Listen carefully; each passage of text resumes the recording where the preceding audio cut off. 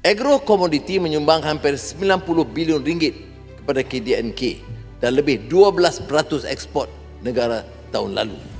Industri sawit umpamanya mengungguli ekspor, menyumbang seperempat pengeluaran dunia.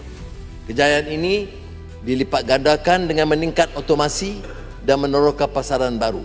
Felda, Rizda, Fekra akan terus melindungi lebih 720,000 peneroka pekebun kecil serta keluarga mereka dengan peruntukan hampir 2.4 bilion ringgit.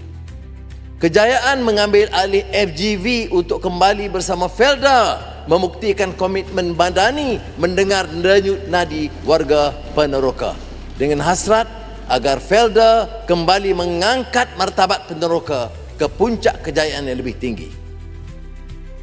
Syarikat Mula Niaga diberi peruntukan 20 juta mengeluarkan produk mekanisasi dan otomasi dengan kerjasama MPOB dan Syarikat Utama Sawit.